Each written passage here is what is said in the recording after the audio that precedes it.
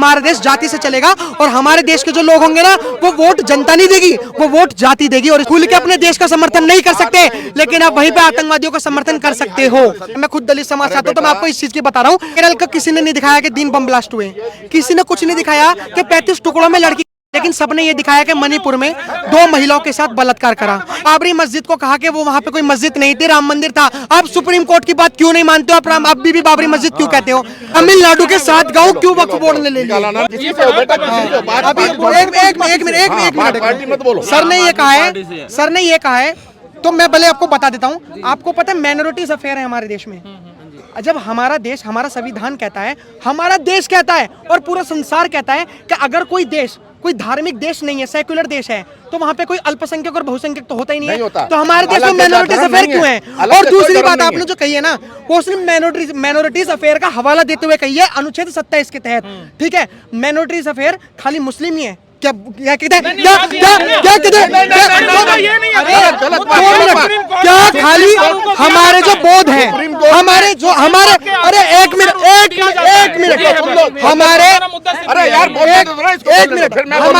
हमारे जो बौद्ध हैं वो भी अल्पसंख्यक माते हैं। हमारे जो बौद्ध हैं वो भी अल्पसंख्यक माते हैं, उनके लिए वक्फ बोर्ड क्यों नहीं? हमारे जैन है वो भी क्या कहते हैं अल्पसंख्यक माते हैं, उसके लिए वक्फ बोर्ड क्यों नहीं? सिख आते हैं वो उनके लिए वक्फ बोर्ड क्यों नहीं? देखो ये पता क्या, ये एक तरीके से मैं आपको बताता हूँ, ये जो सिया सुन्नी का पहले वक्फ बोर्ड आया था ना, 1965 में सिया सुन्नी का वक्फ बोर्ड आया था। लेकिन 1995 के जब नरसिम्हा राव की सरकार थी, उसने इतनी पावर दे दी वक्फ बोर्ड को कि भाई साहब एक काम करो, अगर आपको जो भी जमीन अच्छी लगे बस आप ऐसे करके उंगली कर देना, वो जमीन आपकी। और इसमें एक प्रावधान और लेके आ गए, आप ना तो सिविल कोर्ट जा सकते, ना आप सुप्रीम कोर्ट जा सकते, ना आप हाई कोर्ट जा सकते। तो ये एक तरीके का लालचन है। वक्फ बोर्ड हमारे देश में ये बहुत बड़ी एक तरीके से कह सकते हो कि जो क्या कहते हैं कब्जे वाली जमीन होती है ना, आप कभी ढंग से डिफाइंड करना। इसमें वक्फ बोर्ड की परिभाषा पता क्या दे रखी है कि अगर कोई भी दान करके आता है तो वो वक्फ बोर्ड की संपत्ति मानी जाती है। लेकिन हमारे देश में 70% वक्फ बोर्ड की जमीन हड़पी हुई है। आप इस बात को मानिए, 1500 साल पहले तमिलनाडु में 1500 साल पहले मुराना मंदिर क्यों वक्फ बोर्ड ने ले लिया? तमिलनाडु के 7 गांव क्यों वक्फ बोर्ड ने ले लिया? ये पता क्या, देखो हमें इन चीजों की समझ नहीं है। अगर कभी हिंदू अगर अपने क्या कहते हैं अपने मंदिरों के लिए कुछ भी बात करने जाता है, सनातन धर्म के लिए बात करने जाता है, तो उसे हिंदू नहीं कहा जाता, उसे ब्राह्मण कह दिया जाता है और ब्राह्मण के नाम पे बोल दिया जाता है। मैं खुद दलित समाज से आता हूं तो मैं आपको इस चीज की बता रहा हूँ। हमारा हिंदू सिर्फ और सिर्फ पीछे इसलिए रह गया कि जब भी कभी हिंदू अपने बात करने जाएगा तो या तो उसे ब्राह्मण कह दिया जाएगा, उसे जनरल कैटेगरी कह दिया जाएगा, या उसे कुछ भी कह दिया जाएगा। और अगर वक्फ बोर्ड, अभी इमामों को सैलरी मिल रही है, हमारे देश में मंदिरों के बाहर गरीब सोते हैं, मस्जिदों के बाहर गरीब सोते हैं। अगर इमामों को पैसे देने की बजाय अगर उन गरीबों को पैसे देते जाए ना, तो आज रोड पे कोई नहीं सोएगा। इस बात को आप यकीन सुनिए। हम एक ऐसे समाज में जीते हैं जहां पे पत्थरों को तो चढ़ती है चादरें और बेचारे भूखे नंगे बच्चे क्या कहते हैं ठिठुर कर सो जाते हैं। और इन जैसे नेता लोग तुष्टीकरण की राजनीति करते हैं। अगर आपने बात की, अरे आप क्यों सुप्रीम कोर्ट पे जा रहे हो? आप पर कल की आज की न्यूज देख लो। हमारे देश का एक राज्य केरल, उसने सिर्फ अपीसमेंट की राजनीति के चक्कर में वहां पे हमास नाम को आतंकवादी संगठन का जो मेन चीफ है उसको बुलाया, उसके साथ लाइव सेशन करवाया जिसका नाम है खालिद मशेहा।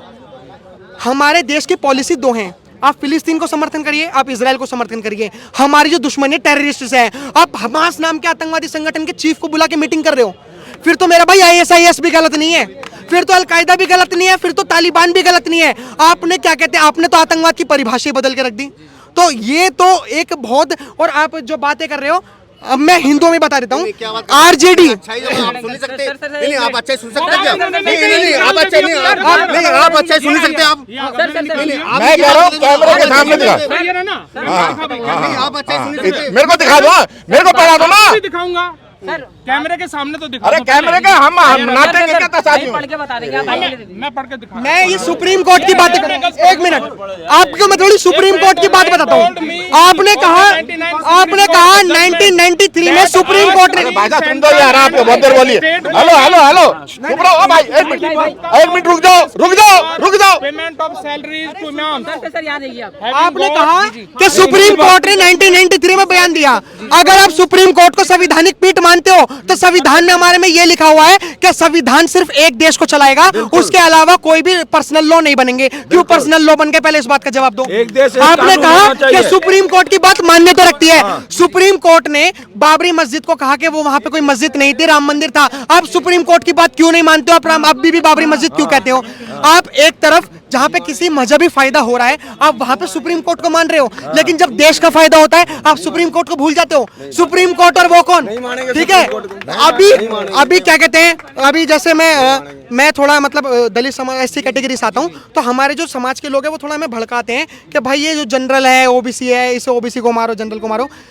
सुप्रीम कोर्ट नहीं 2020 से 21 में, 2019 में पिटीशन फाइल हुई थी, 2019 में जब पिटीशन फाइल हुई थी 3 और 2 की 5 जज बैठे हुए थे, उसने कहा था कि ईडब्ल्यूएस आरक्षण लिया जाएगा। इन्होंने पता क्या कह दिया कि एक सरकार ने सुप्रीम कोर्ट को खरीद लिया। क्यों कहा इस बात का जवाब दीजिए। हम एक ऐसे देश में जीते हैं जहां पे मंदिरों को तो कब्जा कर रखा है और मस्जिद चर्चों को खुला छोड़ रखा है। हम एक ऐसे देश में जीते हैं जहां पे धार्मिक ज्ञान के कारण आप मदरसों में तो जा सकते हो लेकिन आप गुरुकुल में नहीं जा सकते।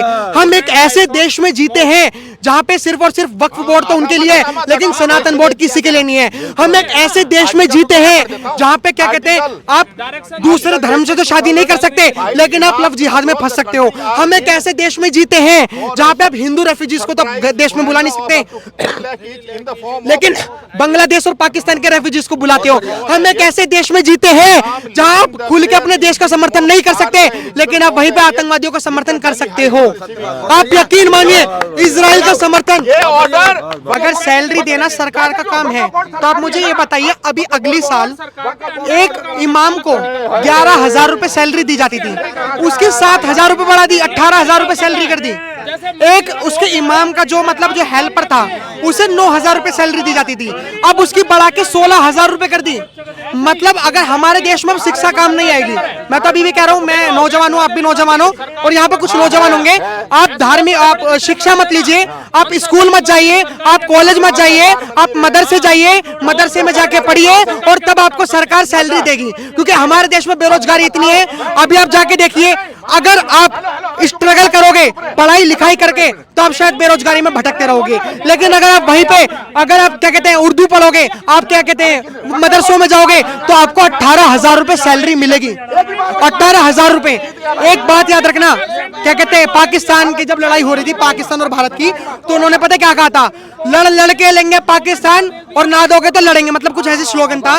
हाँ सॉरी उन्होंने कहा था पाकिस्तान वालों ने जब पाकिस्तान लिया था लड़ के लेंगे पाकिस्तान, और अब हिंदुस्तान में रह रहे हैं तो हंस के लेंगे पाकिस्तान।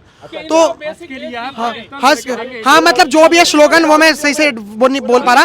तो ये बात रियल में मानना आप मेरी बात भाई, जिस देश में सिर्फ और सिर्फ मजहब के नाम पे पैसा दिया जा रहा हो, सैलरी दी जा रही हो, तो उस देश का क्या हो सकता है आप खुद सोचिए।